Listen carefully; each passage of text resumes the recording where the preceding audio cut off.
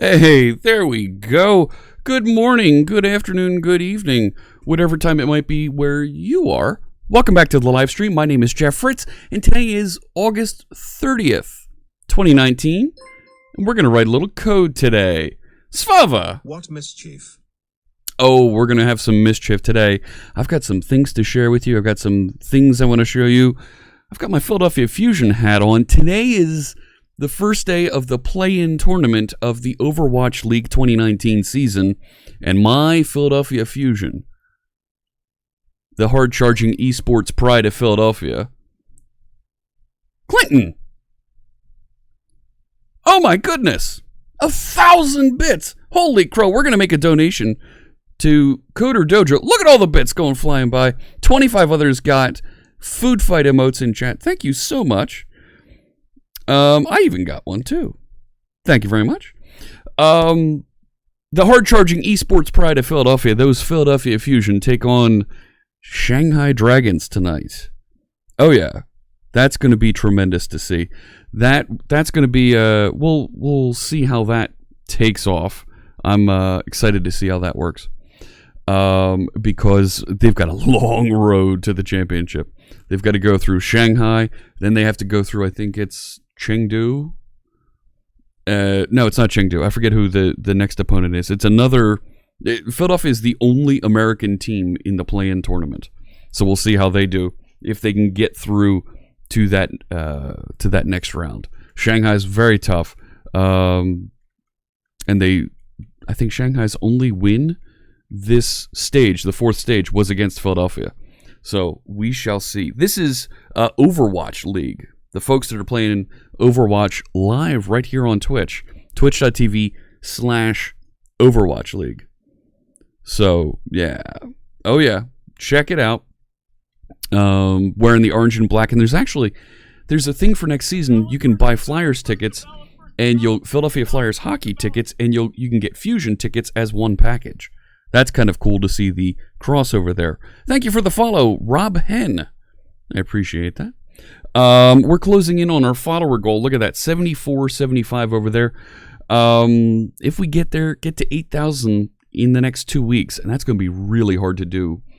I will dye my beard rainbow for .NET and TwitchCon at the end of the month.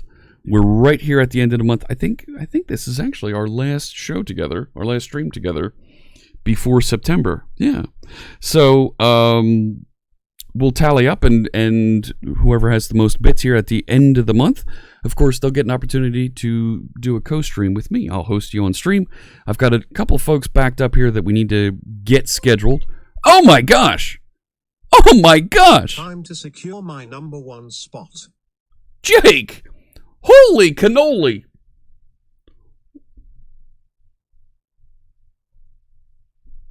Wow. Wow, indeed. Holy crow. Thank you so much, Jake. For that tremendous cheer. Oh my goodness. And we're going to make a donation to Coder Dojo for that. Wow. That is just tremendous. And a whole bunch of folks just got more food fight emotes. Oh yeah, let's see those food fight. If you're a subscriber, just like Jake is, you can cheer those food fight emotes and they'll go flying across the screen here. So thank you so much. There they go. There's a couple of them. Yeah. Oh my gosh. Big thanks for that tremendous cheer and sharing the emotes. That is awesome stuff.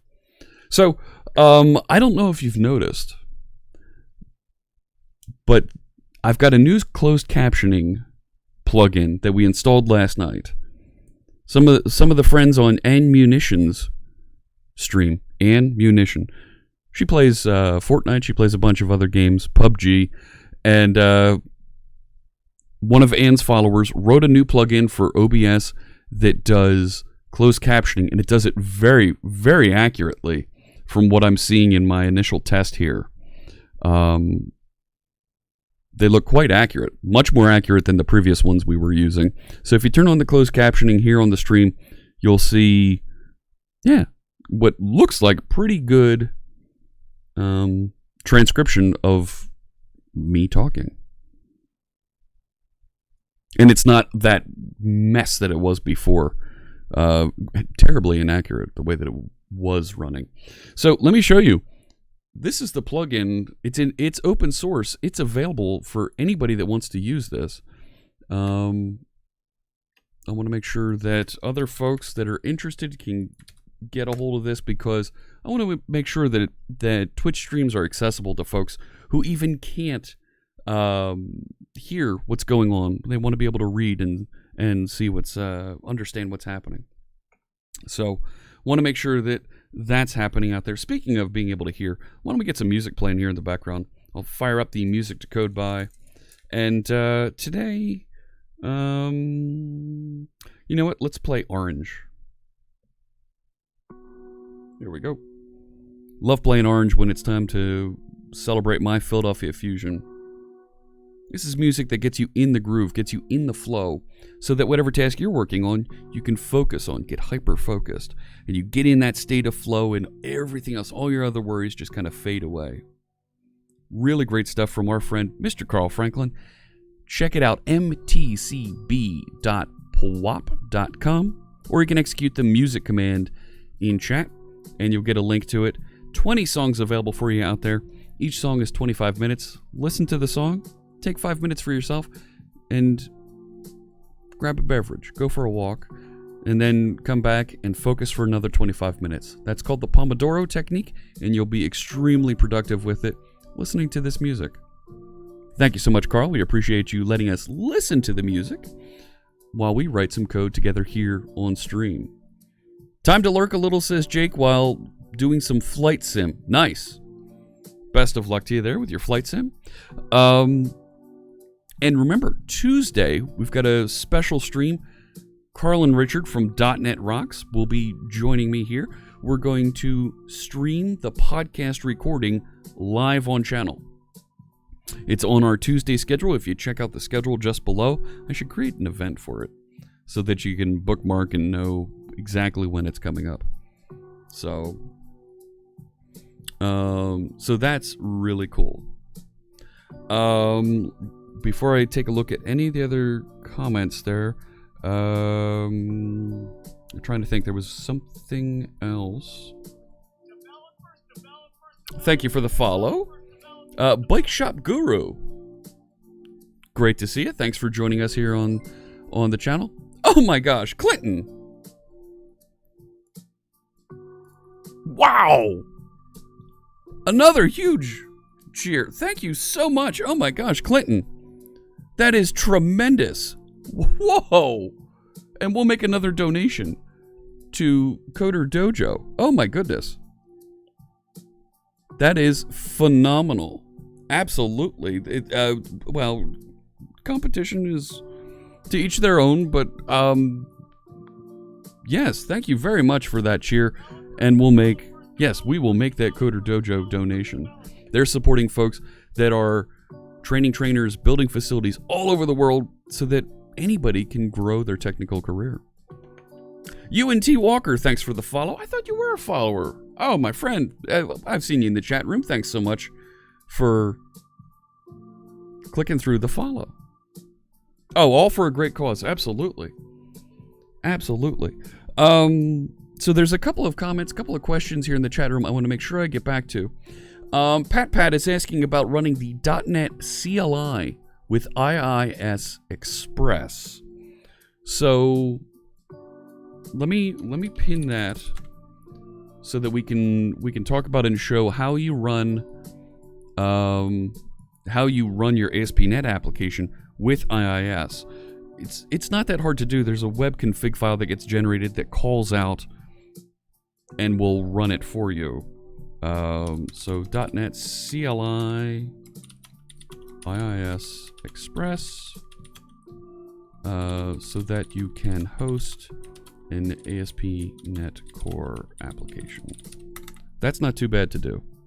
Food fight emotes should fly from the sides of the screen at each other, says Codeman Codes. You're not wrong. I don't know how to detect whether Stream Elements doesn't know how to detect and provide that feature. That'd be really neat to do, though. Portal 7 says, greetings from Argentina. Nice to see you. Well, thanks for tuning in, Portal 7. Great to see you. Hope you're having a wonderful day there. Let's see. Frackberg said, Tool released their first album in over a decade. That's really cool. All right. The closed captioning is crazy accurate, says Super Viking. I like how you Super Viking. That's pretty cool. Yeah, it is. And this is something that I think the Google folks that this is wired up to are going to enjoy a little bit of promotion coming away from. It is a tremendous plugin that was built and deployed, and it's open source. Jason Bach, hey Jason, asks, I picked Akka for actors. Did I look at Orleans? No. I may have discussed it. Haven't been here in a while. We chose Akka. It was the framework that was suggested by somebody in chat. Jumped right in and went after it. Nothing more to it than that. So, kind of made sense. Let's see how Akka works, and it works out great. It's been tremendous for everything that we've been doing here. Didn't really feel the need to go and explore other frameworks and figure out which one works best. So, just went with the one that folks in chat recommended. Let's see here. What else? Am I missing anything else? I think that's it. Microsoft implemented a text-to-speech thing in PowerPoint. It is a bit rough.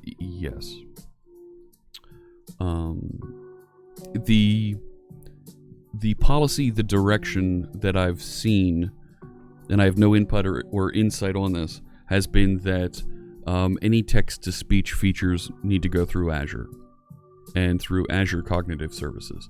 That's the direction that I've seen.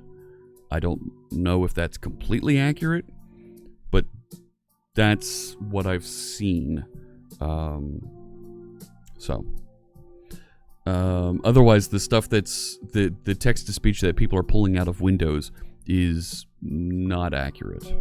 It's not accurate. It doesn't learn. It doesn't grow. Even if you train it, it still doesn't train very well compared to other options from Google, from Amazon, from Bing.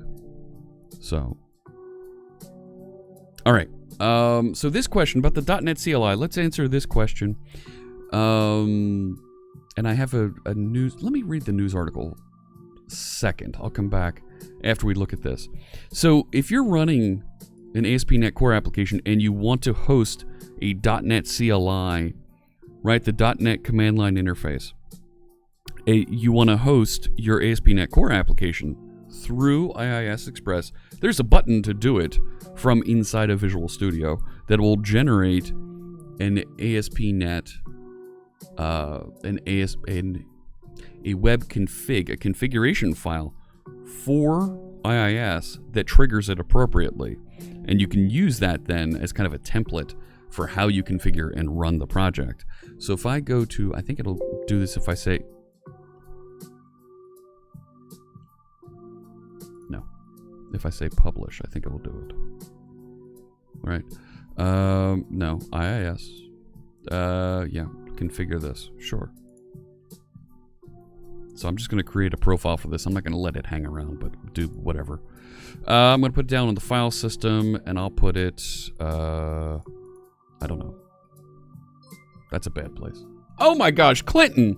Clinton! Oh! More emotes! Look at all them go. Wow! Wow! Clinton, thank you so much. It's saying Quitman, but it's Clinton. Thank you very much for that very kind cheer. Yeah, that's going to propel you into first place on the cheer board there, and we'll make another donation to Coder Dojo. Thank you very much for that generous cheer. Wow. I'm going to thank you very much. I'm just going to specify a folder here to write to. Configuration release target framework net core app. I'll make it framework dependent just so that it gets there. Sure, portable file publish options. That's fine. Go. And now if I publish, I want to show you the web config file that this generates that will in turn trigger this. Wow, thank you so much. My gosh, the cheers are strong this morning already. Gosh, and I should have written some of these down. They have been phenomenal. So we can get some cheer graffiti here. Just scrolling back here. Because I want to make sure I record these. So there was 1,000, and I know Jake with 5,000. Oh my goodness.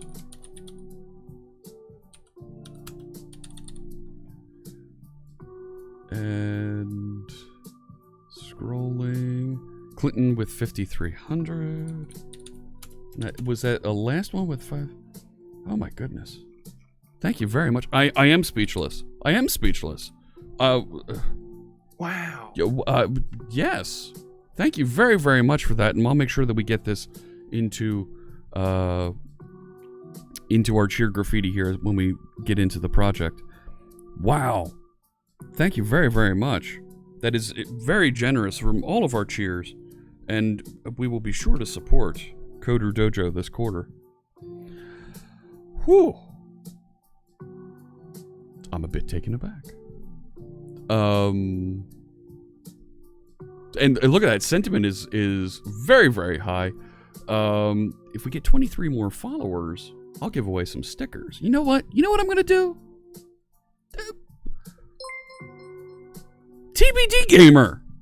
Top Gamer just gifted 5 subs. Holy crow. Thank you so much for gifting those subs.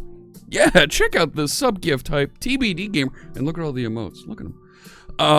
5 folks are going to get subs here in channel. That means Pluto Nan, Canhorn, Raziel Descartes, Tim Von Monero, and Vertus 775. Congratulations, you all just got subscriptions from TBD Gamer, and we'll make donations to Coder Dojo. Thank you so much. Very, very generous. Thank you very, very much. We've got gift subs, we've got cheers going out. You know what?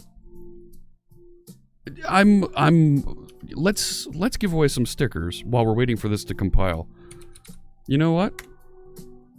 I'm gonna break my own rule, and if we get to 23 more, we'll give out another pack of stickers then too. Anybody in the world can enter, no limitation. I will mail to wherever you are. Let's give out some stickers. Where'd the lash tools go? There they are. They're hiding over here. Execute the ! Here command in chat, and we'll get you into the raffle for some stickers. Anybody can enter. Doesn't matter where you are. I will send a sticker pack anywhere. I found more stickers to give away, so I'll throw those in as well. We've got, there he is, Rainbow Bearded Octocats, the cool bot with shades. I've got the Super C Sharp, other stickers. Where is he? Of course, everybody loves Clippy with a rainbow beard.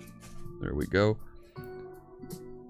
Just drop a here command there in chat. 17 of you. Come on, I know there's more folks in chat than 17. Clinton Rocksmith just gifted 5 subs. Holy crow, 5 more gift subs. Congratulations to UF4ill, is that?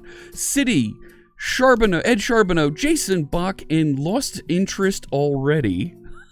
Congratulations, you all just got gift subs. And Clinton, holy crow. Another big cheer. It hasn't even triggered yet.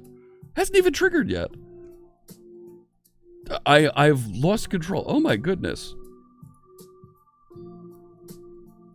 Thank you so much for another big cheer. Wow. Yes, we're going to be making a massive donation to Coder Dojo this quarter. That is tremendous. Thank you so much. Execute the command ! Here. This is taking a long time to build here. I'm not quite sure what's going on behind the scenes. Done building project, but it's not done publishing yet. ! Here, and we'll put you in put in an entry for a sticker pack I'll send out to you no matter where you are. You don't need to be a follower, don't need to be a subscriber. You just have to want some stickers. All right. I'll give it another minute just to make sure that everybody's caught up. Everybody sees the thing, right, lag goes by. All right. Let's do it. Let's give away some stickers.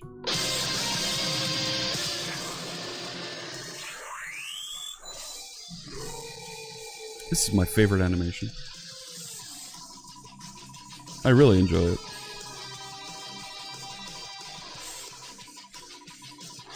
It is so cool.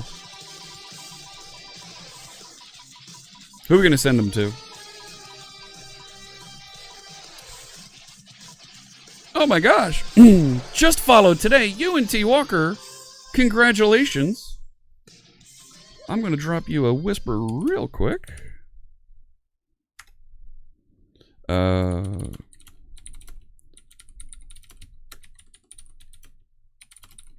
And I'll mail those out. Congratulations. and we'll send out a sticker pack. This is still going here. I'm not quite sure why. I worry about this. So close. Yeah, so close, so close. You know what? I'm wondering if this is because we're kind of in the middle of building on this project. Let's do this. I'm going to cancel this. Let me just new up a new project. Come on now.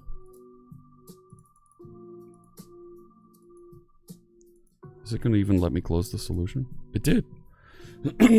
Okay. Let me just open... No, I don't want to do that one. Just create a new project. I don't want a library. I want an ASP.NET. Ugh. Okay. Doesn't really matter what it's called. And I'm going to do the publish. It's taking forever because I have Xamarin installed. No, it's not Xamarin. I just want a web application. Thank you for the follow. Do a barrel. Welcome. So I could run this with IIS Express. I'm going to... and I think you can actually do the same thing trying to publish from the command line. You'll get the same thing here. Configure, create profile. Right. Publish to file system.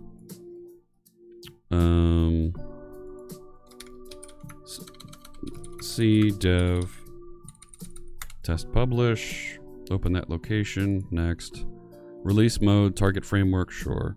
That's fine, go. And publish. But what I want you to see is that how the command line is embedded inside the web config. Ah, Copper Beardy, you just missed. It was UNT... I hope I'm pronouncing it right. UNT Walker. Fantastic. I will have that sent out to you. Okay, so there it is. It's published once succeeded. So if I go to the file system now where I wrote that. Okay. There is a web config it generates here. Let's open it with Notepad. Because I'm old school like that. So this actually has a call in here to... Right, this ASP... excuse me. This is the ASP.NET Core module. And... Or they call it the ANCM. Right? You add a handler right here for it. And it specifies that module. You actually have to install this on as a IIS plugin you need to install. There's a download available from the .NET website. And it generates this that has, well, here's the process to run .NET. There's the .NET command line. And here's the arguments to pass into the .NET command line. So you can add extra arguments here that you want to pass in to it, and you can actually log the standard out from .NET if you'd like, and where you'd like that log file written. So this is where, right, you can get that information and interact with the command line. So Pat was asking about this. Go ahead and clip this real quick, Pat, if you'd like, so that you can grab that information. It's real easy to extend and add additional features here if you want to run things like that from the command line. Well, right, it'll run from the command line within the context of IIS. You can actually have it run in process or out of process by setting that parameter appropriately. All right? So, there's the answer to our question from Pat about running ASP.NET from the command line with IIS. It's kind of tricky, but it works great. It really does, and it's fast, because you end up with the same model that you'll have on Linux, where you'll have Nginx or Apache as that front-end server reverse proxying requests into Kestrel.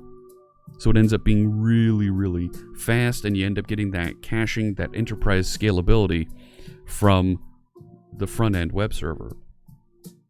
My clock here seems to have stopped on my Stream Deck tools. Let me restart the Stream Deck. Because that's weird. That tells me something else is broken over there. Yep, there goes the music too. I would play Sad Tuba, but it's on the Stream Deck. You know what I'm saying? Does that let you run it locally too? Asks Pat. Yes, because that .NET command line that it's calling, it's IIS Express, so you can run that with IIS Express. Come here, Stream Deck. Wow, the Stream Deck is not behaving. 1 second. Should be coming up, but I don't see it. This is how you can tell everything's live, right? Stuff breaks all over the place. And we put it back together again as we're going. Let's go. Where is it? It really doesn't want to start for me. Here it is. Fantastic. There's my clock. All right. Got to have my countdown clock. So let me play orange again. There it goes. All right. So that will run the command line. And, right, if you want to run with IIS Express, right, it's right here. You can, if you choose to run IIS Express, there's actually a setting, not in the publish profiles. There's a launch profile. Where'd that launch profile go? Let me see. I also have it down in here. Properties. Where'd the publish properties go? Let me go back to the other project. I may have inadvertently wiped it from these projects. So, properties. Where'd it go? There was a launch settings.json file that I don't see. Is it hiding it on us? There it is, launch settings JSON. So you can launch this with IIS Express. And here's the IIS settings that it'll pass in to get it up and running. So you can play with that, right? ASP.NET Core, launch settings, and IIS Express, right? So from the JetBrains blog, right? Yeah, this is Inside Rider. They're doing the same thing, launching it and editing launch settings, but how do you actually run it from the command line? There's an argument you put on the end of the command line, and it'll launch and use that. I don't see it right there. How do I specify SSL port, setting a port?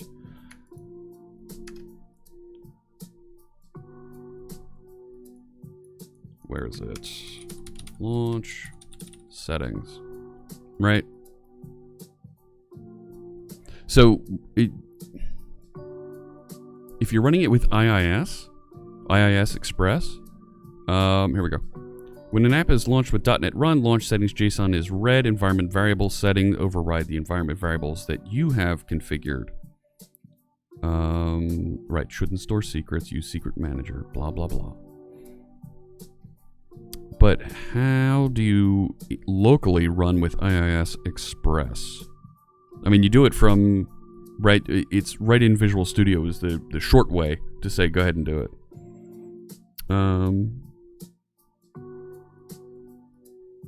The closed captioning is missing IIS Express. And of course, you can't run IIS Express on Mac or Linux. I don't see how to start IIS Express outside of... There's got to be a way to do it. But if you're running IIS Express, actually it comes with Visual Studio. You can't run... Right, this is a feature of Visual Studio. So you just push the button from here and it runs inside of IIS Express. Make sure. Yeah, it's just saying, oh, US Express. No, that's wrong. So, hey, Source, good to see you. So let me go back to the project that we've been working on. All right, my goodness. It's been already a crazy morning. So there's the OBS plugin. Speaking of crazy mornings, I wanted to talk about this, just because this was something that came up in Discord this morning and I thought it was crazy. 250 pigs escape. Most are back now, some with help from hot dog buns. 250 pigs escaped from a pig ranch in Vermont, and they've been running around town for the past month. And they've lured them back with some good old-fashioned corralling and with a trail of hot dog buns. Are you kidding? Pigs eating hot dog buns. That's a little crazy. A little crazy. So, there you go. Enjoy that. And if you want to read further into that article, that's from the AP. Let me copy that out. Paste it there in chat. So, prepare the back rolls. Denton Burton Jr., thanks so much for the follow. Appreciate you joining us. 21 followers, and we'll give out some more stickers. Art for the Apocalypse. Good to see you. Our friends, I noticed the Imperial emote there. We have a bunch of friends that are at Dragon Con this weekend in Atlanta. I hope they're all doing well and staying safe. My goodness, there was quite a ruckus last night from what we could see on Twitch. Quite the ruckus. They were getting all carried away and causing trouble. Atlanta's finest are going to crack down on them. No, they're not. They just... You have no idea what you're dealing with. They have no idea what they're dealing with. None. They got to get their stuff together. We're working on this project, the Pixelbot. Oh my. Oh, yes, they should be. You're right, Copperbeardy. We're working on this project, the Pixelbot, and what this is, of course, is it's a chatbot that we've taken and we've extended. We want to run server-side using containers. Eventually, we'll scale up with Kubernetes, but it's intended to be multi-tenant. It's supposed to be able to manage multiple channels. And we started initially developing this and thinking, well, let's make this multi-threaded, and we'll set up things to manage multiple threads. And there was a suggestion from Chad at that point that said, well, why not just use the actor model and use something like Akka? So we grabbed Akka.net and we started exploring and learning about the actor model, and we brought it in and we've implemented it, and we've got some simple features working using Akka.net with ASP.NET Core 3, server-side Blazor, and TwitchLib is the library we're using to communicate with and integrate with Twitch. This way we can swap this out later. We've got a simple library in one place that is buried in our actor that manages interactions with the channel, and we can swap that out. We can do other things when we want to interact with Twitch differently, or there's additional features that we want to add to it, or that Twitch makes available. We can go out, detect, and light up. I'm very fond of you. Because you are just my type. Oh, that's such a wonderful quote. Oh my goodness. Are we at 21 followers now? 21 more to go? Yeah. And to the next milestone. All right. So, we've got user logins are a thing. You can do this. But I wanted to start talking about configuration because we're doing... there's some tacos. Oh my gosh, we need that. Look at what happened to sentiment there. So we've been adding in and we've been lighting up features, but we need a way in looking at the code here. We need a way for each channel to store features, configure features, and make those available to the actor model. This is something that I started seeing as we were going through and adding capabilities. Like, I need to have that channel specific configuration stored somewhere so you can manage it, reload it when the widgets and things run. So I want to talk about configuration today in this multi-tenant type of scenario. Tacos are bad, says a wait task. A wait task? Are you kidding? Oh, come on now. We love tacos. What problem do you have with tacos? They're so free-form and easy to choose whatever type of fixins you want to put inside of, whether it's a soft shell taco, a crispy taco, a crunchy taco, a gordita. Is a gordita technically a taco? Is a pita technically a taco? Do you know what a South Philly taco is? They are the devil when you have no teeth, says Copperbeardy. Well, that's when you buy a blender. The sentiment thinks tacos are bad, and you love tacos. Okay, no. But it says everybody loves tacos. So it improved. See? Yes. Everybody loves tacos. So I added this feature last night, and this was what was kind of triggering for me that we need to really think about configuration. I want to be able to trigger, just like we do here, when our good friend, Mr. Steve Ballmer. Steve, if you're watching, we love you. We do. We love that you're greeting all of our developers. But I need to be able to trigger when a new follower happens. So what I did, I went into my channel actor, and I had to figure out, well, how do we trap and track new followers? The Twitch API has a service called the follower service. Okay? So I created a follower service to be managed for each channel, and I set up a follower service on new followers detected. New follower tell when a new follower is detected, we'll have a new follower channel, and we'll tell it, here's the arguments, new follower detected, and this actor, the channel actor, is who's doing the telling, so that we can inspect that and go after it. Now, what I wasn't quite sure about here is we didn't actually specify the channel to listen to for new followers detected. You know? How do I know when which channel new followers were detected on? So if I look at this, there's a logger factor you can pass in, a rate limiter for the API, and a call handler. Well, it's none of those.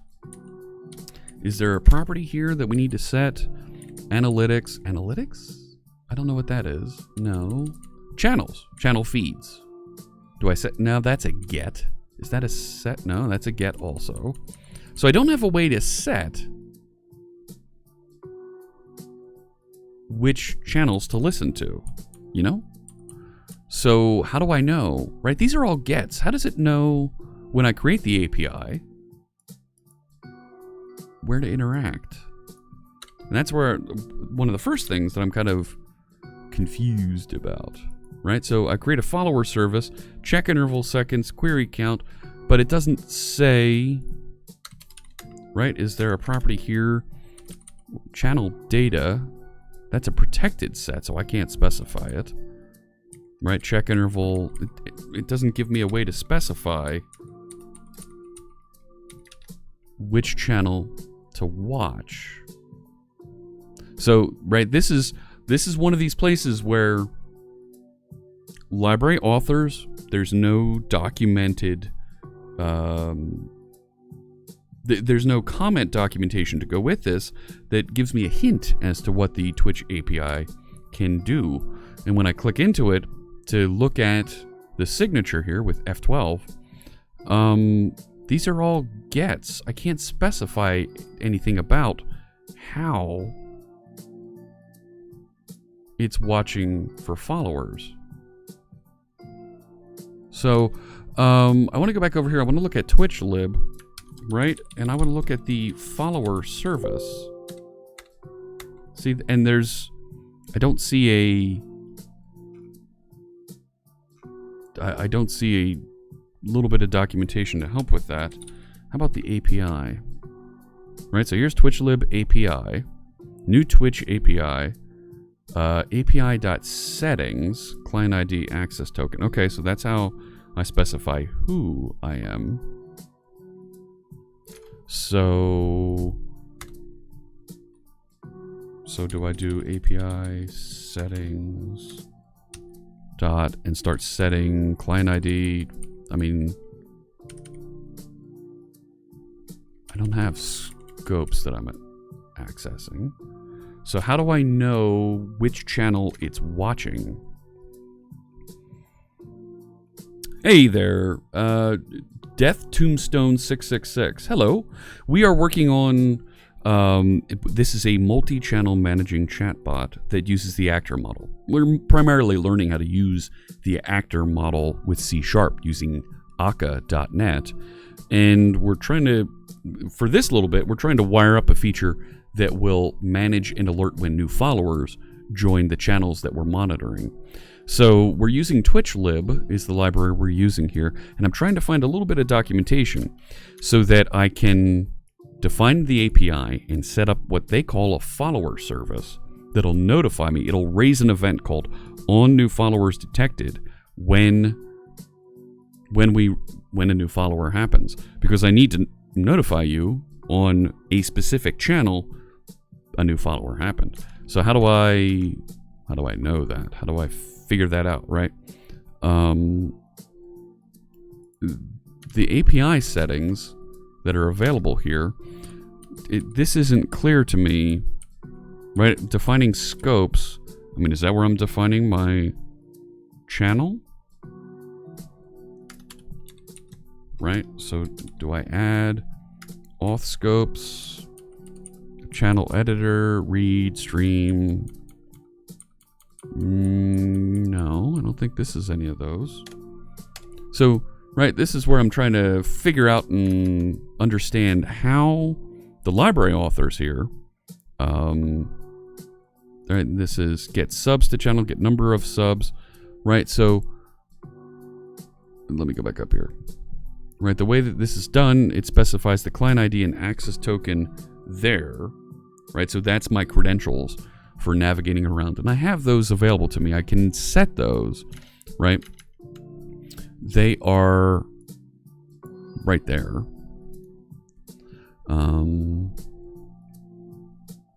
Right, so if I do API, yep, settings, what was it again? Client ID and access token, right? Client ID equals, so my bot configuration has a login name there. API settings, what was it? Access token, there it is. And bot config is an object right now that's coming out of user secrets here. Await task has some docs for the follower service. What do we got there?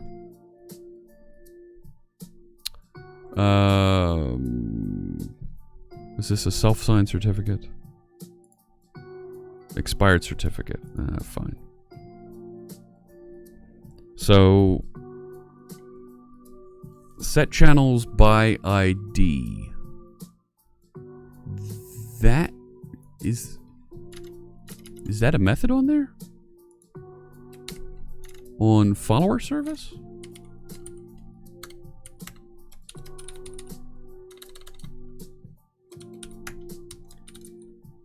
Oh. Why didn't I see that before? But it's a channel ID,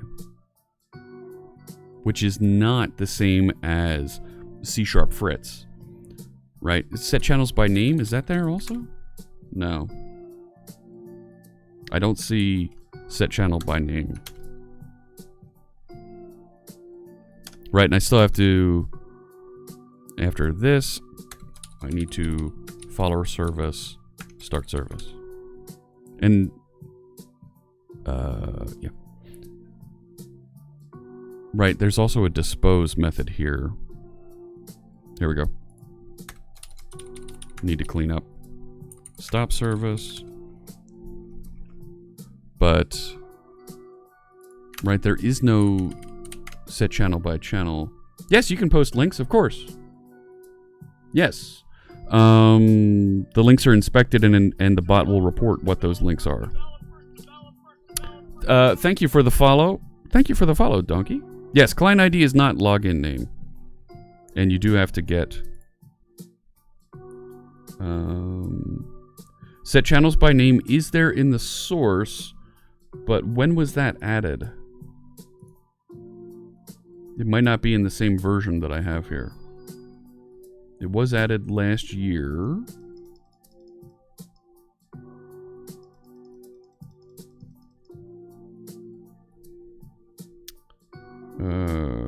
July. But is that in... I don't think that's the... I don't think that's in the 3.0 version that I'm using. I'm avoiding... I'm sorry, I'm using a 2 version. 2 point something version of this. Right here. 2.15. Because what I found is the 3.0 version, they didn't quite manage the async await APIs properly in implementing it. Which leads to a lot of blocking and just stuff that doesn't return properly at all. Yeah, it is in 3.0. So, am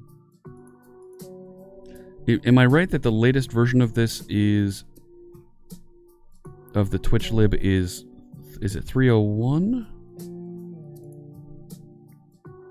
Where is it? I'm also a little concerned because it's not hasn't been touched in many months. Let me bring this over here. So if I go out to NuGet and get Twitch lib, right here it is, 3.01. That's the latest version. Yeah, so and it also broke out a lot of these into separate packages. So Twitch lib API, Twitch lib client, Twitch lib pub sub. So I think we're going to end up getting some of these as well. The Twitch lib client and Twitch lib API. Yeah. So it'll actually bring those in. So let's change this to 3.01 and see what happens. Right? And if I rebuild the project, so it gets that latest version and uses it for us, then I should be able to use the channel name. Right? Restore completed. Come on, build. Let's go. Yeah, build failed. All right. And this is where I was working, so hopefully, yeah. So can I say, there it is, set channel by name. Fantastic. Yep, new list, and it's just the one channel that we're going to be specifying, which is this channel name, which is config channel name. So now it'll monitor just that, and look at that, start service disappeared on us. It's now just start. Okay, I'm guessing, and stop changed. So gotta change that API. All right, let me rebuild and see how this works. Build. And then? Test. Nope. Let's see, what do we got here? They moved the models. Okay. What else do we have here? That's me. That's me. Let's see, what do we have here? Okay, so this is when the follower service raises information here for each follower in new followers, right? I'm going to inspect. I want to give that person's information to user ID. I don't want a user ID. I want their name. Followed at, well, that's a date time from user ID. That feels right. User ID, that's going to be like their user ID number, right? It's not going to be their actual right. I want a user name to output there.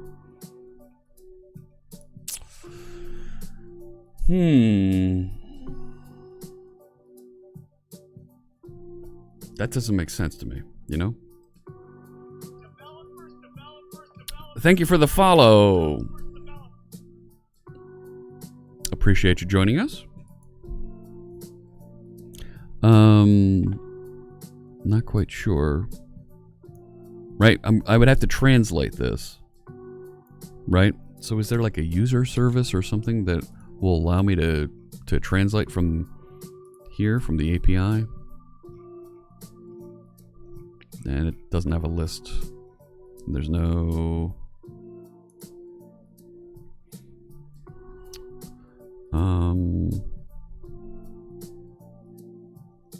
I don't see documentation on this. Right, services, follower service, live stream monitor, detect when a child goes online, offline, message throttler. Yeah, I need to be able to get somebody's username based on their user ID. And I know there's an API to do it.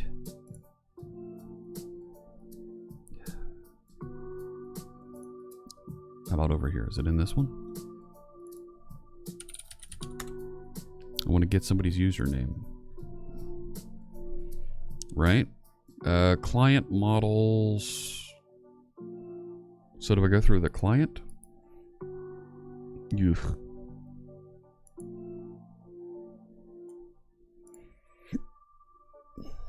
Excuse me. Let's see here. No. That's for the bot to interact with and join and interact with a channel. No. No. So how do I do it? How do we get... Right? TwitchLib get username from user ID. See if somebody wrote something up. No. No. No. Chat message, no. No.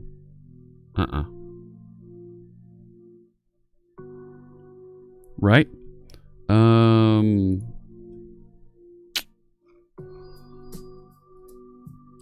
Afraid to say.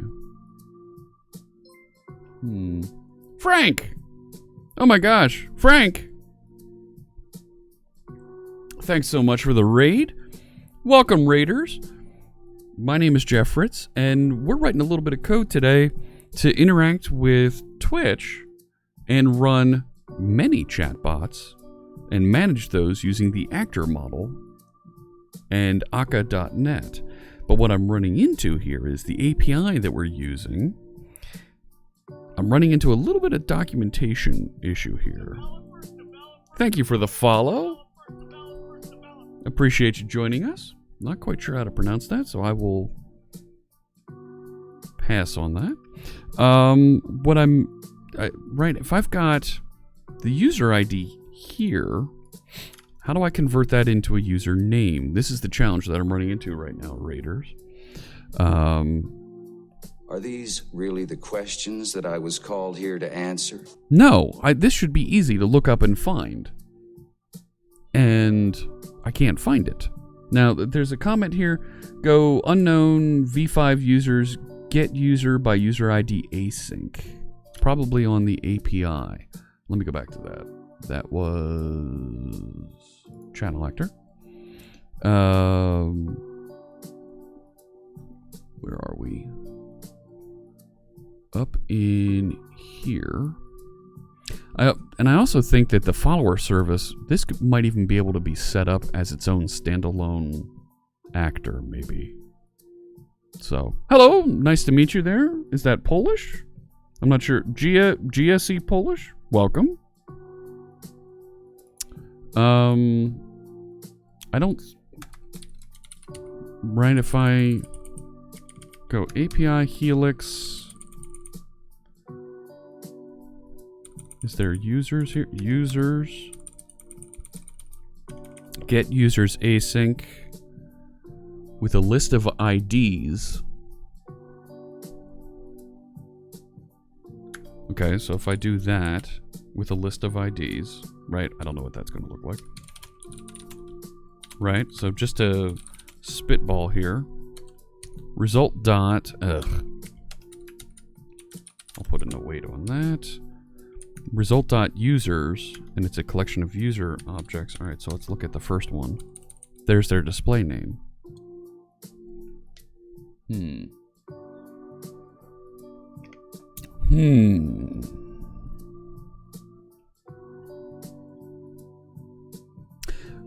This feels like the follower service should be running in its own, and the API to do that interaction should be running inside of its own actor class.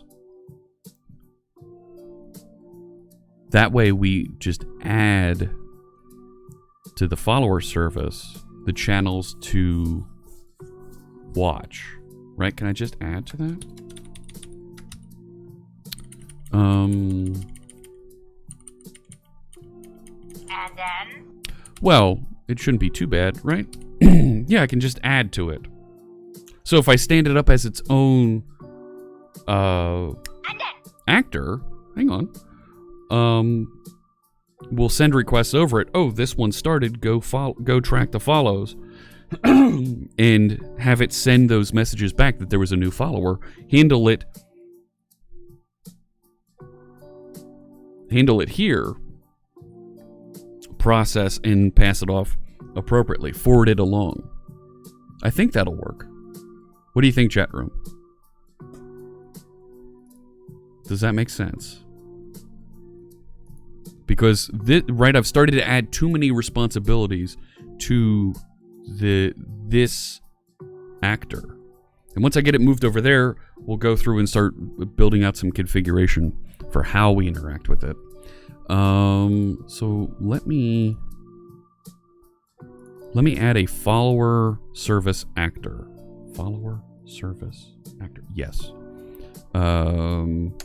So I'm going to Alt-Shift-C, follower service actor.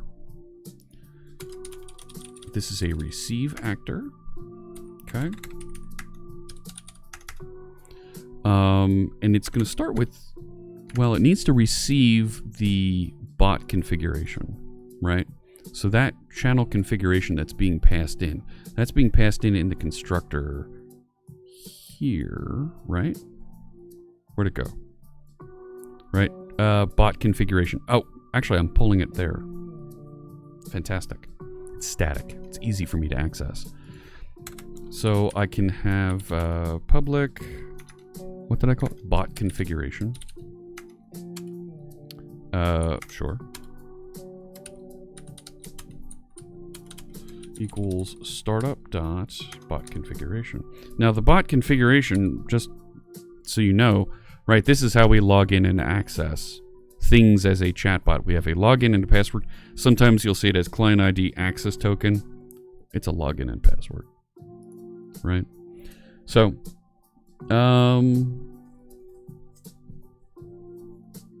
what is a generic Ghost 13.13.12? Yeah, Snoopaloopy is right there. It allows you to generalize something like a list.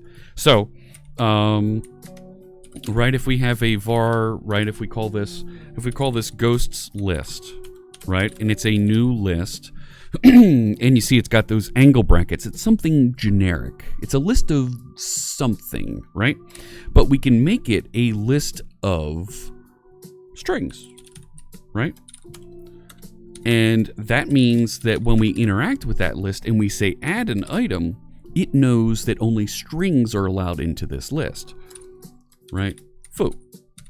But we also have the ability to take this and generically say, well, no, it's actually a list of numbers, ints, integers. Well, now immediately this add statement, it changed. It knows that the generic type of Ghost's list is now a list of type integers. So you can't put strings into it. That's an error. So what this also means you can do then is you can start to set up your own classes that generically interact with things. We did a little bit of a video last Friday where we talked about the generic repository pattern. Take a look back on the VODs here on Twitch. I haven't pushed the video over to YouTube yet in our YouTube archive, but if you go back to last Friday, we spent about a half hour at the beginning of that stream talking about the generic repository pattern where we created our own classes that implemented this generic pattern.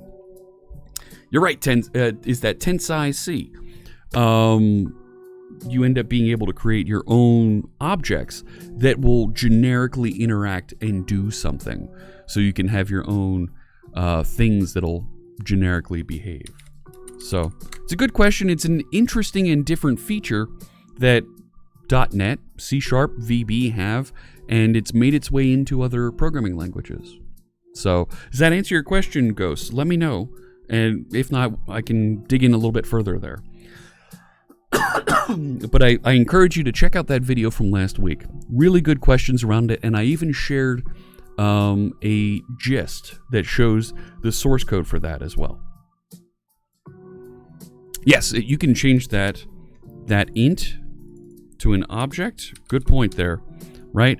And anything can be put in there because in .NET, everything is an object. So at the top of your object hierarchy always is object, and you have all your different types that you create off of that. Let me take a look. There's one more question here. I want a comment here from Gia. Gia is a student of MS in physics, a master's in physics applied, and a beginner in programming, starting with Python for an exam of data analysis. You like Python, want to go deep in the field, and I think that would put you into live coding would be a good idea to get help from other users. To stay more focused and to start to create your presence online. What do I think about that? Could it be a good idea for a beginner? Yes, it is. That's a great idea for a beginner.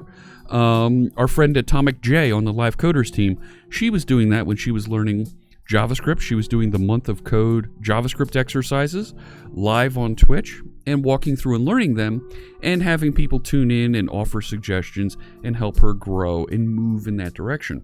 It's also a great idea, Gia, to, yes, I said JavaScript. It's also a great idea to check out other folks who are writing code live here. If you're looking for Python, make sure you check out my friend Ninja Bunny 9000.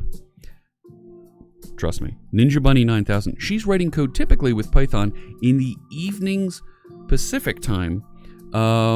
She's building a bot with Python that's actually a real robot that she's building that will interact with chat and do tasks in the real world.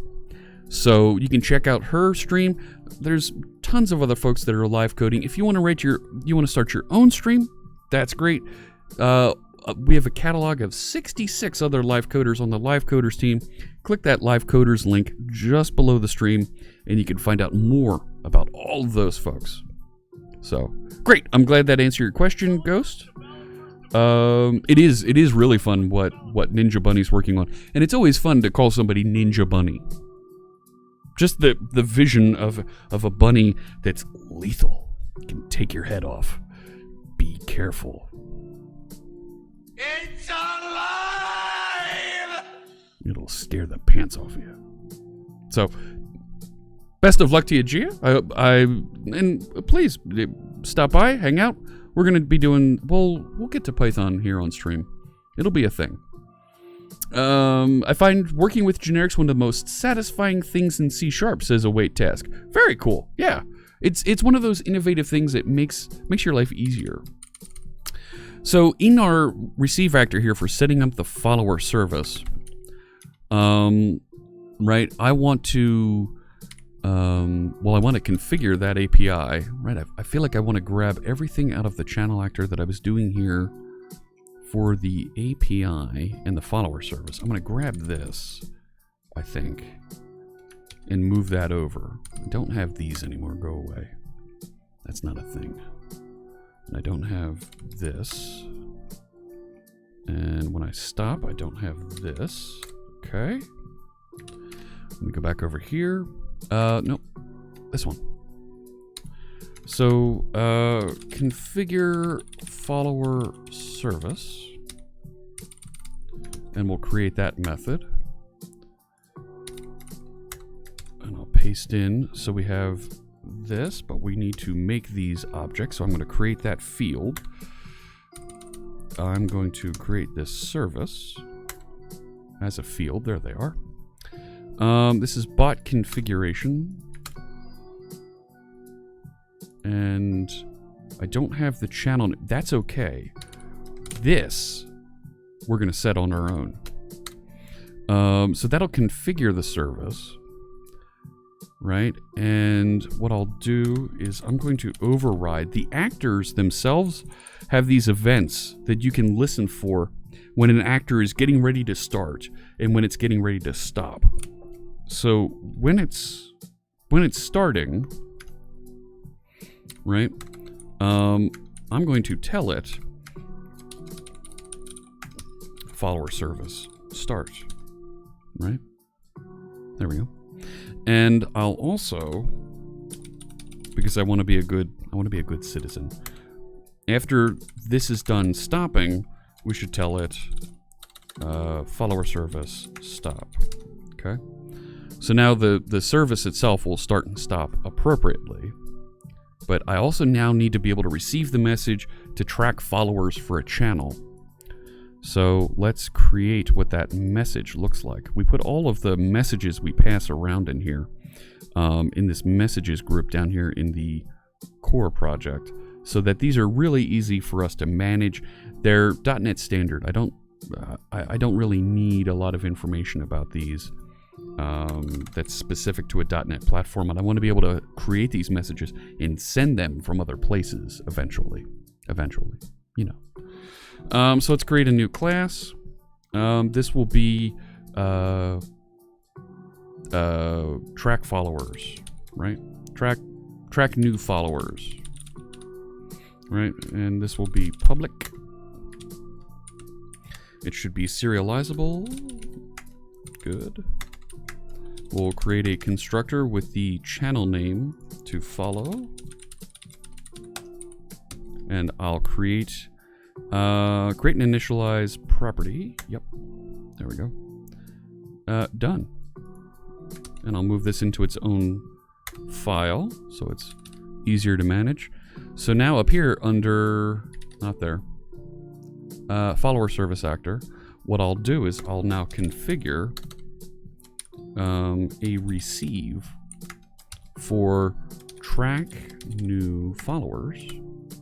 And when it receives a message, right? So we're going to receive a message that says track new followers. We're going to tell it follower service. What was it? Channels to monitor. Add. And we'll add the channel to follow, right? Which will be the message channel name. That should work. It says string. I'm hoping that string is channel names and not user IDs, right? I hope I didn't just run into that same thing again with having to translate. So now, when the follower service is configured over here, we also need to be able to raise a message that says, oh, a follower happened.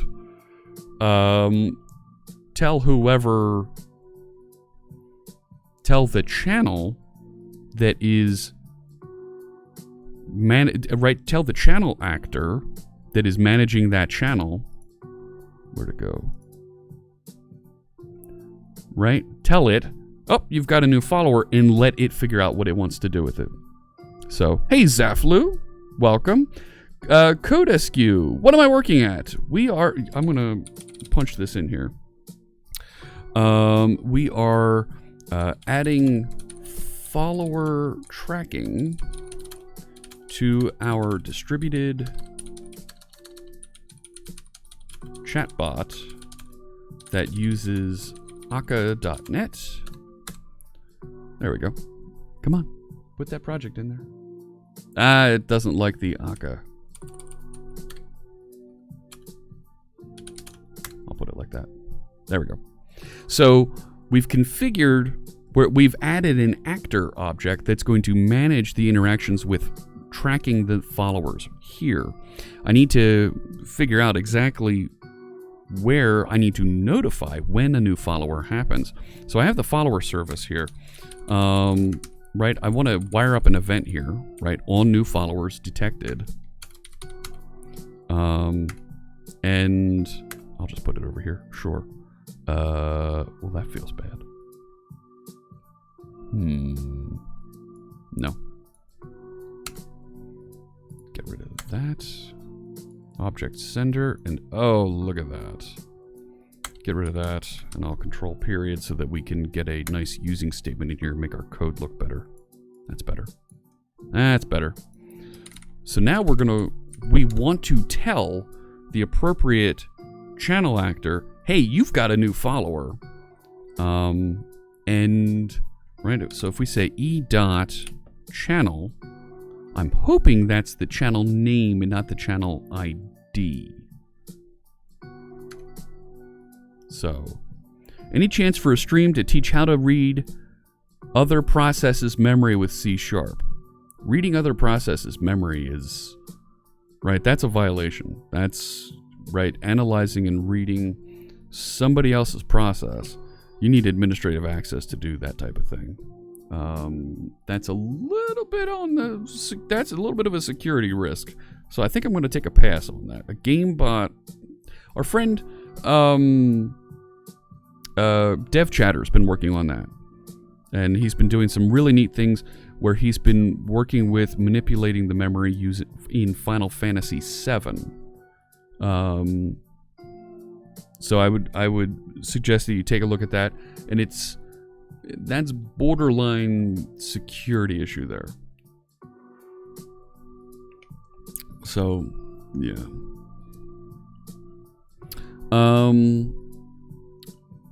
FP Jesta says, when I did message foo is the body inside the curly brackets because it's initializing an object. Yes, right. This is this is actually what you're seeing here. You see, I can't point and use my mouse at the same time. But the first argument that's passed in is an action of type track new followers.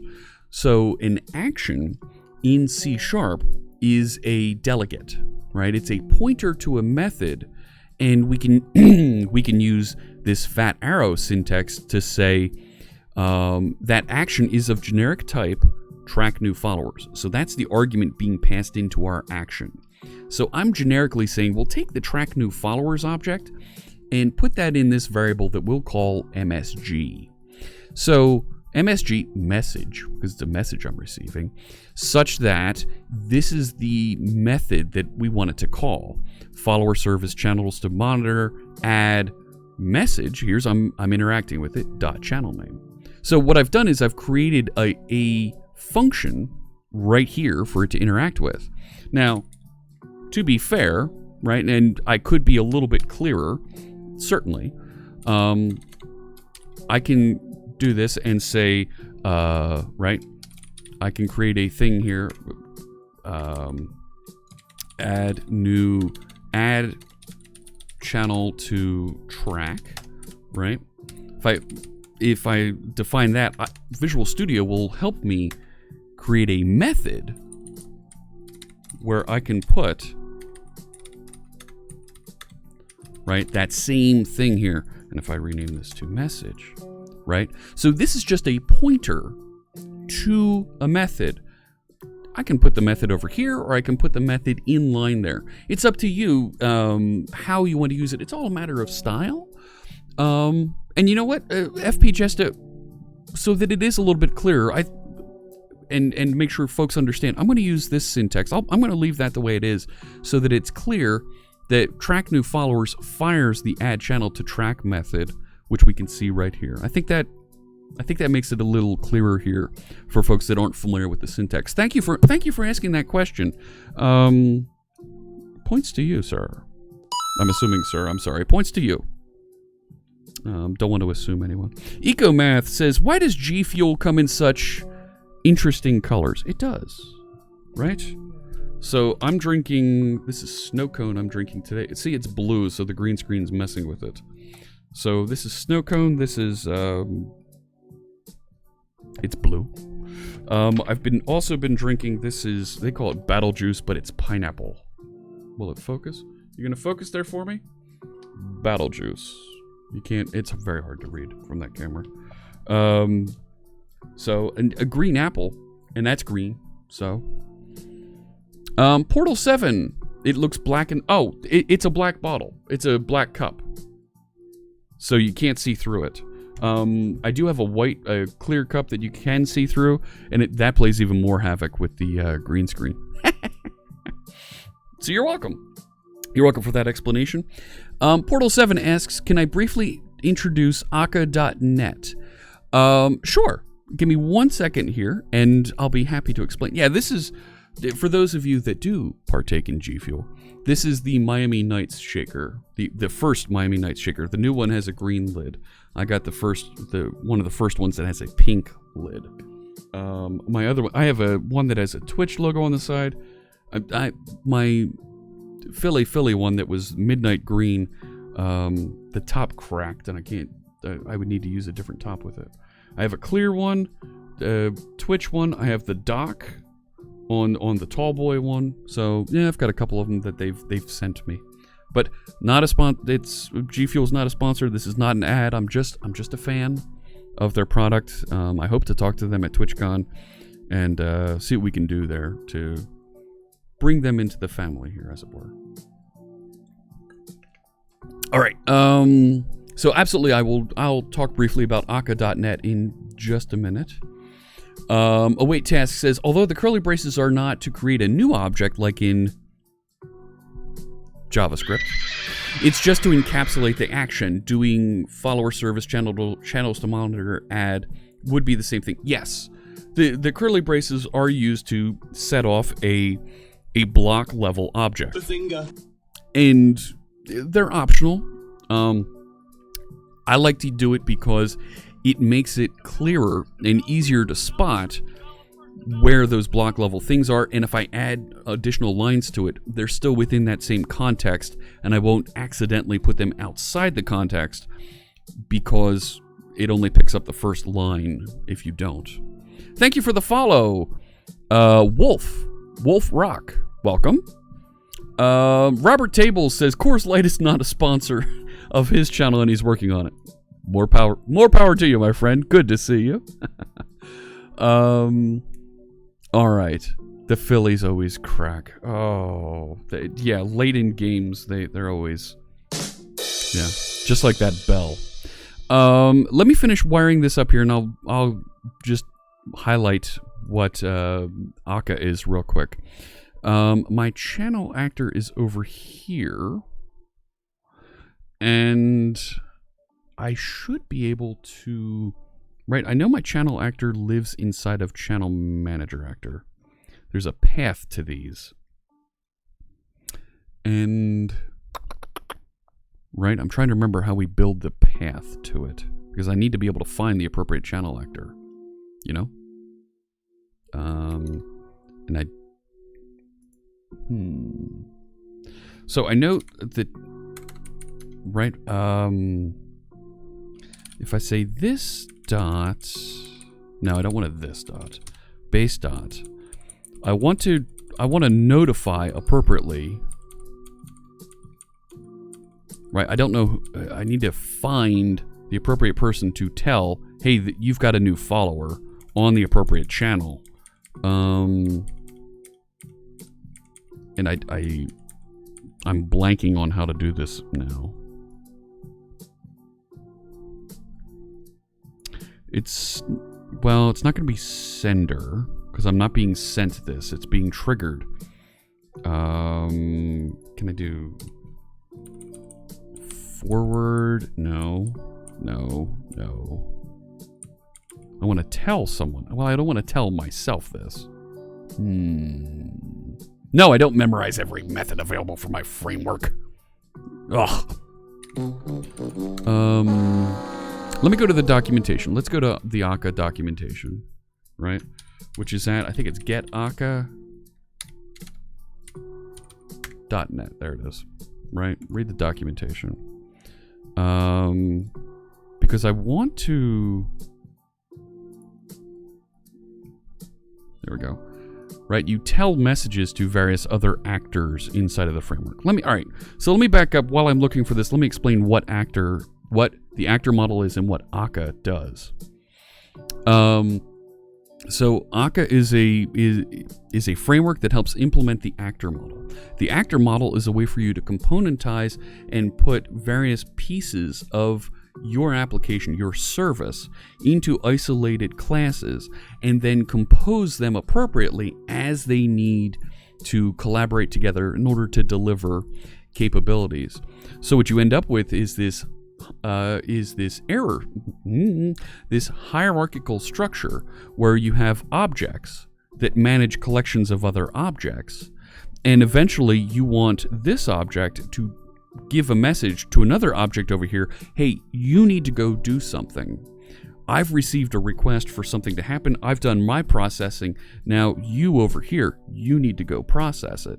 So you have this system of asking and telling other actors, that's what each one of these are, inside the hierarchy to perform certain tasks. So we need to be able to have those communicate with each other. And since it's in this nice hierarchy, we actually have a path that's generated for the location of where each one of these things are. So that at the high level is what Akka and the actor model gives us. What it does even further is these things, it will manage instances of those, place them on appropriate threads, manage the threading of those, place them in separate memory, in separate processes. It'll even manage them across a cluster with appropriate configuration. So in this way, in my model, I'll have a channel manager actor at the top of my hierarchy that will create channel actors, classes that know how to manage the interactions for a channel, and those channel actors know how to respond to all these different events that are happening on the channel. This is the top level of the actual bot for the channel. When these events happen, we'll go trigger appropriately some other thing, right? Maybe it's a widget that updates its user interface. Maybe it's an interaction, some text to send back to the chat room. So this is all, yes, you're right, Portal 7, it's isolated middleware inside of our service. But we'll be able to scale this by setting up that clustering configuration so that maybe the channel actors are in a different process and they communicate back and forth to the main orchestrator that lives up at the top, or the website that the widgets, the user interface widgets that you might see on stream like this, how they're painting the screen. So this interaction from asking and telling and sending messages back and forth becomes very, very scalable very quickly. Akka is, well, RabbitMQ is a queuing service, right? So when you think about a queuing service, whether it's RabbitMQ or a service bus, you put something on the queue and right, this is a message that needs to be handled, and you have various topics and endpoints that know how to receive, and those messages get funneled into those appropriate locations, and there's services at the end of the queue there that pull those things off, and those services process appropriately, and they may send a message back to the sender. But RabbitMQ, that could be used as a service bus that runs in the middle of an Akka service, if I understand the technology correctly. I'm still learning it myself. That's part of what we're doing here, is we're learning how to use the framework and build something that is interesting, compelling, that other folks can extend and add features to. The important part of building this one, the new follower one, I'm gonna say it, is our friend Imperial has asked me to look into making a bot that'll do a follower train on channel. Or maybe it's a cheer train, or maybe it's a sub train, where after somebody follows or cheers or subscribes, there's a time limit where maybe some sort of an image goes across the screen, and if somebody does that same action again, we get another follower before that timer runs up and that widget, that whatever, reaches the other side of the screen, the train continues and we increase the count. It goes from 1 to 2. And this follower train concept we need to be able to track what happens when there's a follower, when there's a new follower. So we're going to set up an actor to track the followers, and because it's a separate thing, it's not a bot that sits in channel, and we'll notify the channels, oh, you've got a follower, and let this then process the configuration appropriately for that channel that says what to do when you get a new follower. Maybe it's Steve Ballmer shows up and says developers, developers, developers. Maybe it's a text label up at the top there that says who the new follower is. We don't know. That configuration is something we need to work on as well. So, all good questions. I love getting the questions, and you're always welcome, chat room, to ask questions here. I hope you don't mind when I take a few seconds and explain something to other folks here. I have received a little bit of criticism from some folks who weren't too thrilled when I would pause and answer questions like that, and it would interrupt our productivity. I want to make sure that you're happy and you appreciate that this is a learning stream. This is not a let's build something and get it done stream. Okay, so my follower service actor over here, I need to figure out the channel actor for the channel that I'm listening to, right? So channel actor, right? When this is created, there's a path for the channel actor.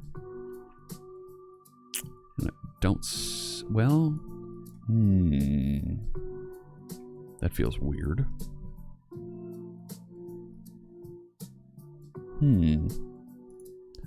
Don't know. Dr. Seeking says, right, so you're using the actor model to reduce the amount of boilerplate that an individual developer needs to write their business logic. Yes! The threading, the process management, because it's a multi-tenant application. We're going to have many channel actors because we're going to manage the C# Fritz channel. We're going to manage Imperial channel. We're going to manage Dev Intersection channel.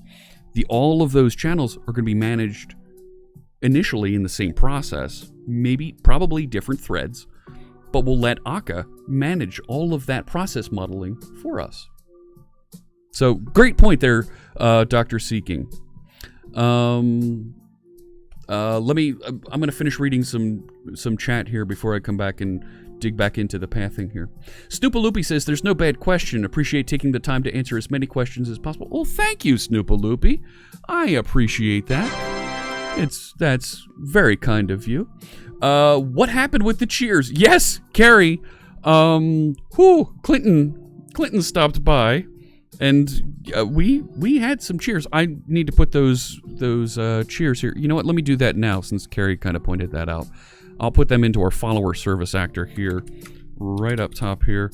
The total, oh my goodness, from Clinton is 16.3. Oh my lord.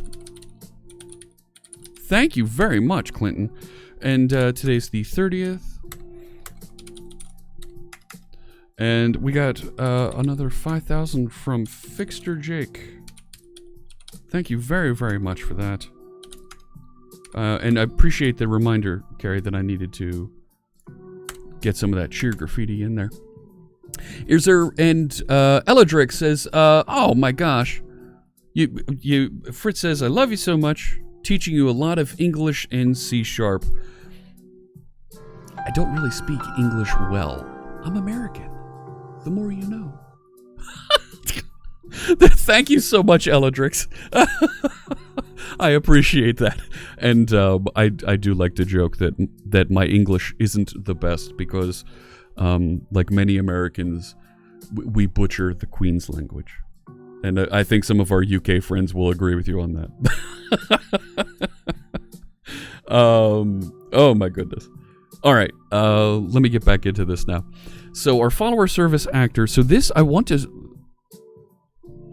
let's make sure we start this off properly, right? I need to actually trigger this first before we figure out, right? I'm going to put a note here. Notify the appropriate, channel actor for the, notify the appropriate channel actor for the channel with a new follower. Oh, wait a sec. Wait a sec. We might be able to get around this. Ooh, I thought of something. Let me back up. Okay, so when the follower service, so this is something new that we created. We don't have anything that actually creates this yet. So the top level object in our hierarchy is this one, the channel manager actor, right? This is created here in our ASP.NET startup. You'll see, it's here somewhere. It is, I promise. There it is. We add a singleton for the actor system, and we create, and we call it the bot service, okay?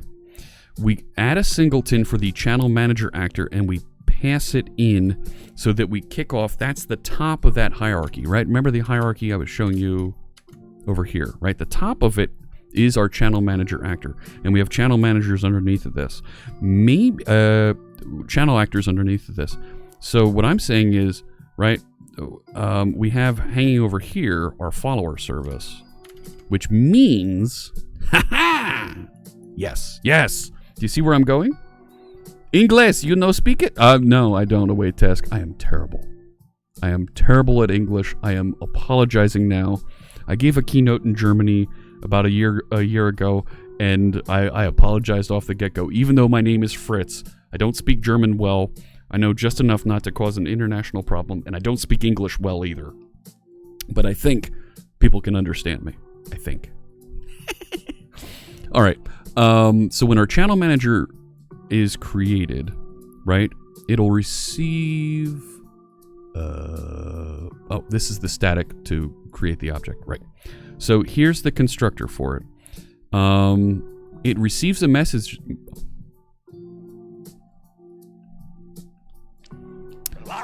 It receives a message to join a channel, and it will get the channel actor and join the channel.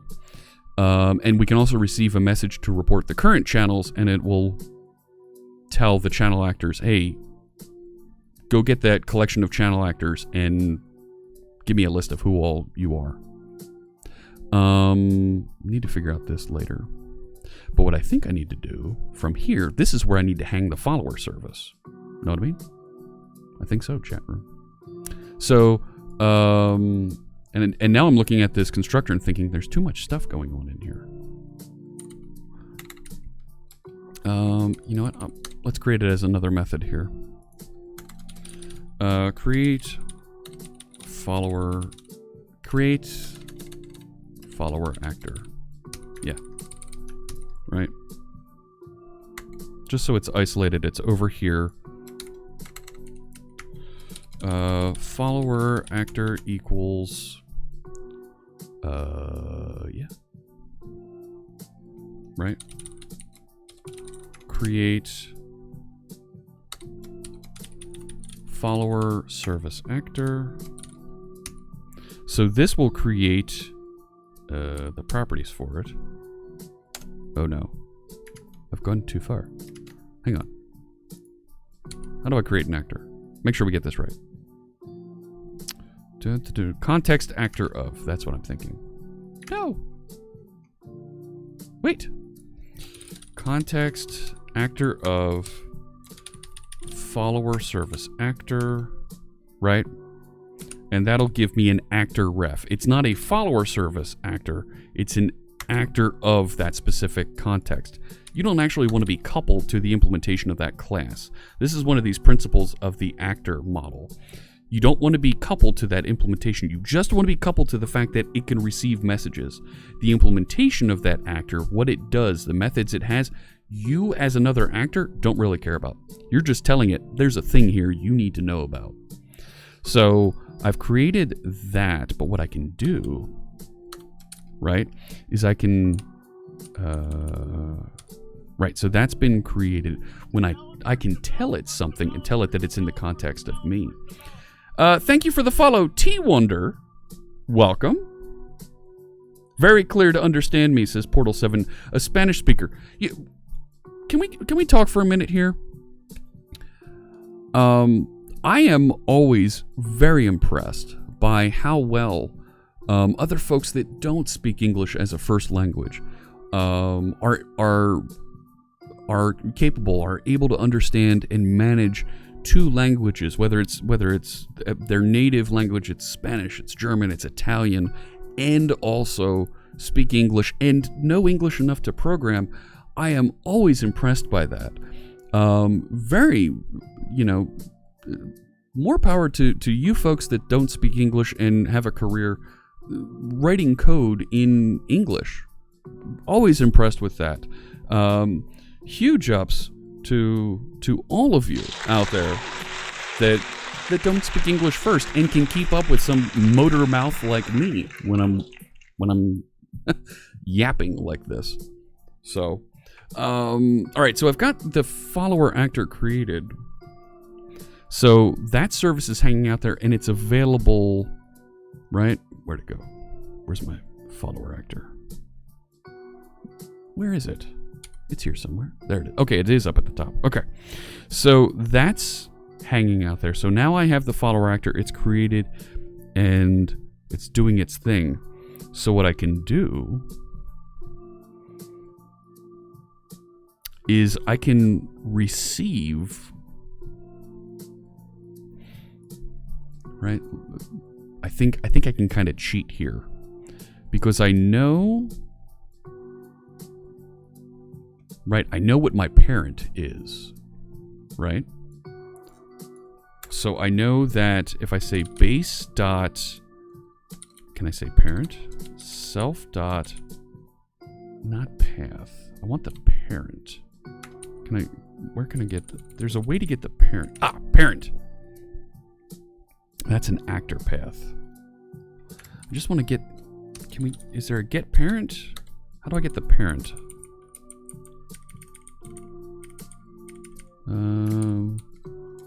Context. Can I just say context? Yeah, context dot. There it is. Parent. There. So the parent, the object that created me, is the channel manager actor. So what I can do is I can tell it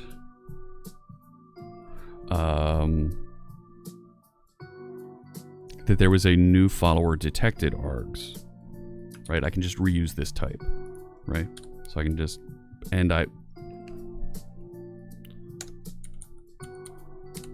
right? And that has the channel and who the new followers are. So let's just tell it that, right? So I'm going to go back over to channel manager actor. And what I can do, this is so brilliant, is I can receive all new follower detected args, right? And what I'll do is, right, I'm going to do the anonymous interaction here. The anonymous method for this. Get my using statement lined up. What I can do is I can figure out the channel actor that has that, right? So if I go into channel actors and the key is the channel name. So if I say args.channel, I can then tell that there's a new follower. Cool. So now my channel actor will receive a message that there was new channel. Right. So I can say receive. Right. All new follower detected args.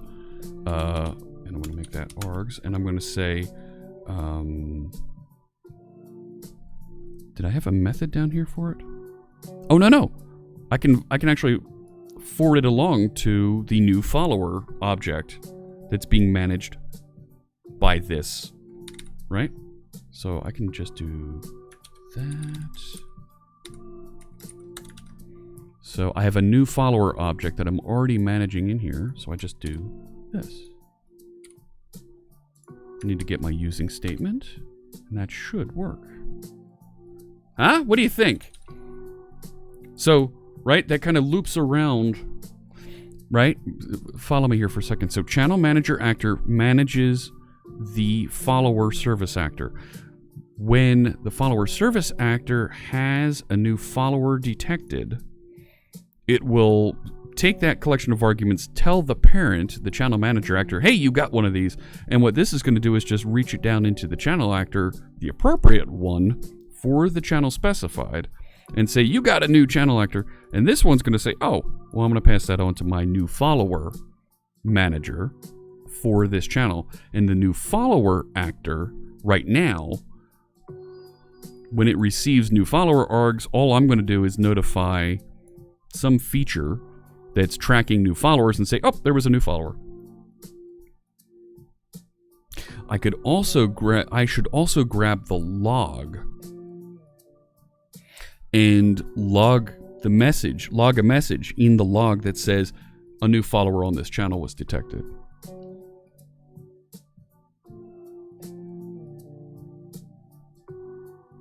Let me take a look back at the chat room. Await task says one reason scared to start programming was because of bad spelling. Oh, absolutely. Oh my goodness. Right? How many times do I mistype configuration? Right? And I've got an extra R in there. Or feature. Feature is so short and I put an extra R in there. But then you found IntelliSense says await task. Completely agreed. Right? I can't tell you how many developers out there are bad spellers. There's plugins for Visual Studio and Visual Studio Code that you can get that'll help check your spelling. It's a lifesaver. Just because, right, let's face it, our code has to be spelled correctly in order for the compiler to recognize it and use it. IntelliSense and these extensions that help with spelling are tremendous. Totally agree with it. Yeah, Copperbeardy and Ultramark. If somebody has a link to one of the spell checkers, can you drop it in the chat room? That's always a great reference to be able to use and be able to work with to make your code better. So, all right, let me... Okay. So how do I log information? If I go back to Channel Actor, there is... And I feel like these currency bits, we're going to move out into a feature as well. There is a log. Where's the log? Where's the log? And for that matter, we need the song. What rolls downstairs, the owner and pairs, rolls over your neighbor's dog. What's great for a snack and fits on your back? It's log, log, log. Okay, that's enough of that.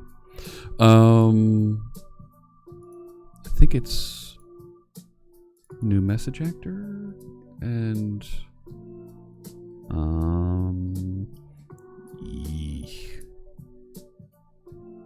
don't like that.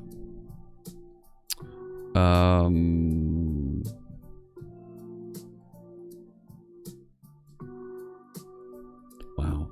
Chat log message. Here we go. Chat logger.tell. Where is the chat logger coming out of? Context actor selection chat logger path. There it is. And it's passing those along. So let's steal that exact... Yeah. Oh my, indeed. Let's steal that because, right, this is... Right. I think this is, right, just a logger that's outputting information.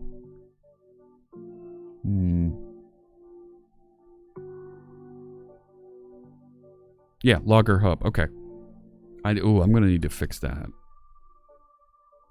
That it's... I'm confusing chat log with just log. Let me go back over to the follower service. Let me store a copy of this log.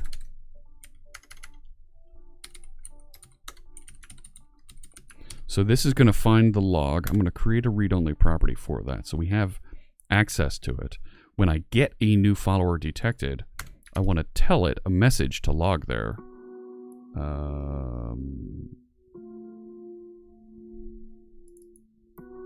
So there it is. Over here. So what I'll do is I'll first log. Chat logger tell. Ooh, boy. Yee. No.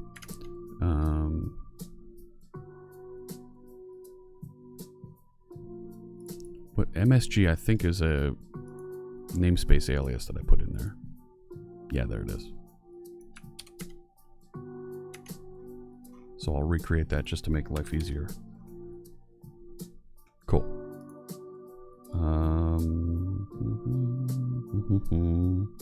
So we're going to log. This is Microsoft Extensions log level. Okay. Information, sure. The channel name we should be able to pull from here. Okay. And the message we're going to output is new follower on channel and e.channel. And the new follower is going to be e. Oh boy. Yeah, see, there's the user IDs again.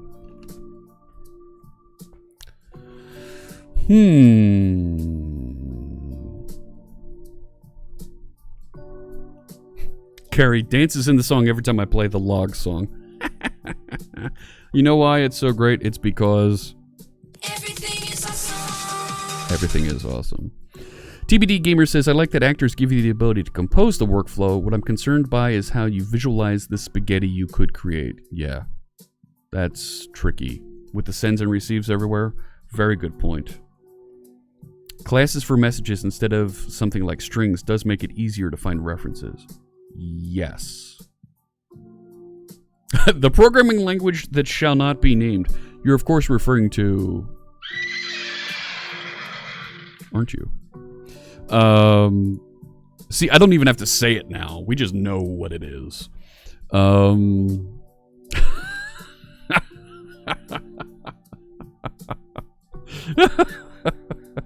sorry.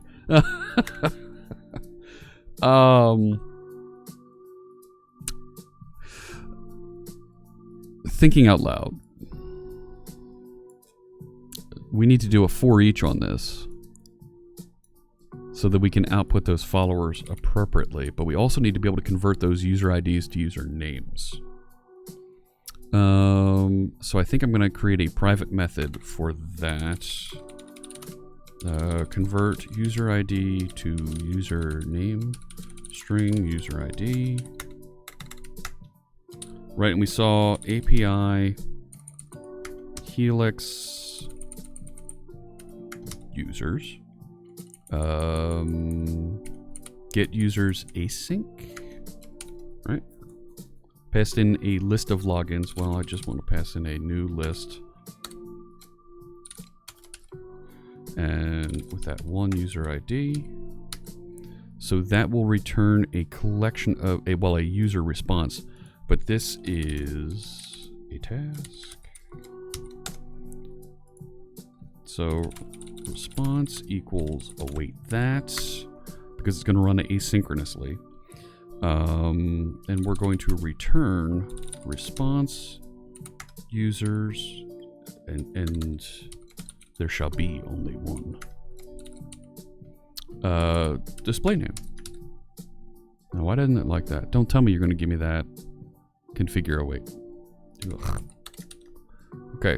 So now we're converting the user ID to a username here. So I've got it coming back and I've got their display name.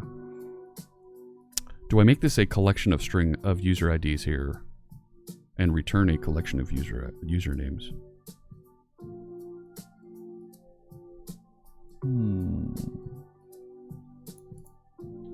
Interesting. T-Wonder asks, do I start a new project every stream, or is it more like a series thing? It's a bit like a series. It's mostly like a series. Occasionally we'll have guests on that'll show their own thing and share with us like a one-off, like a one-shot you might have seen in comic books. And we'll bounce around between different projects. You can find all the projects that we're working on my GitHub. Execute the GitHub command in chat. You can learn more about where those projects reside. But we have a couple of ongoing projects that we work on, and you can see the contributors to those projects up top when folks have submitted pull requests. So you've got a bunch of different options, a bunch of different ways that we interact. And my goal is to complete a new feature, complete some functionality each stream, so that we learn something about the project, we become productive, and we answer some questions that viewers have. Make sure that we all grow a little over the stream. Robert Table says, picking on JavaScript as we watch a web-based live stream in an interface enabled by JavaScript. It is so ironic. And I'm a fan of JavaScript. It's just funny to pick on it. I could have picked Python, but we don't say Python that much on stream. Right? I could have picked Visual Basic, but we don't say Visual Basic at all on stream. So I had to pick on it if I was going to pick on a programming language and have some fun with it. And now there's a whole group of people that every time they hear the word JavaScript, they hear horses. They don't know where the horses are, but they hear them. They hear them in their head. You know they're out there.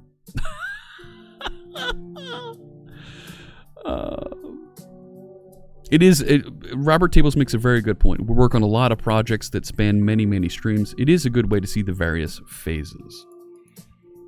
Ecomath asks, what's the schedule for next week? Oh man, the schedule for next week is crazy. And I'm telling you right now, it's going to be nuts. There will not be an evening stream on Tuesday. My schedules are going to be changing coming up here for the fall. I should remove that. We need to make that a morning stream on Tuesday. Thank you for the follow, Henzelix? Wally KC, thank you for the follows as well. Very much appreciate that. Helping us get to our follower goal here. We've got just a few more, right? 13 more followers, and we'll get to, we'll do another sticker giveaway here on stream. I'm going to change Tuesday, and let me talk about the schedule next week. I'm changing Tuesday so that we have a 10 a.m. and we have a 1:30 p.m. Eastern Time stream. And you should see the Streamlabs schedule just below me here on the Twitch wall update. So Sunday will be on at 10 a.m. Eastern. Tuesday, and your time will be appropriately in whatever time zone you might be in. And I need to run. I've actually got a phone call I'm late for. Tuesday will be at 10 a.m. Eastern as well, but at 1:30, my guests will be Carl Franklin and Richard Campbell. We're going to be recording a .NET Rocks episode live here on stream. So you're going to get to see the podcast being produced and the stream. We're going to be discussing Blazor and component-based development for traditional web forms developers, ASP.NET Web Forms developers. That'll be on Tuesday. Wednesday will be on at 10 a.m., Thursday at 10 a.m., Friday at 10 a.m., right through Tuesday, Wednesday, Thursday, every day of the week. Yes, the man who makes this gorgeous music that we're listening to here in the background. Thank you for the follow, Juan F. Blanco. Appreciate that. Appreciate that very much. So, yeah, we'll have that next time. I need to pause right here. I need to, because I've got a meeting that I'm late for now. El Bruno MVP, thanks so much for the follow. Let me kick off the raid call here, and I'm going to, while the raid call is going, I'm going to flip over to our Mario music and check in my source code. There was a question, where am I using Akka.net? This is right here. I'm building an actor that's going to track followers, new followers on Twitch channels. So this is in a folder named after our friend Quiltony, who we originally built this for. And I will add those features and call this started working on the follower service. All right. Key in my password and hopefully my fingers work this time. There we go. And that's available in the dev branch on my GitHub. You can execute the GitHub command there in chat and get access to it. Let's see who's streaming out there that we can raid and share some of our love with here today. You know who we haven't raided? We haven't raided at all. We're gonna raid Developers Garage. And they're containerizing a bot today. There we go. Set up that rate. If you're a subscriber, grab the first line of text that the bot dropped into the chat room. If you're not a subscriber, that's okay. Grab the second line of text, copy that onto your clipboard, get ready.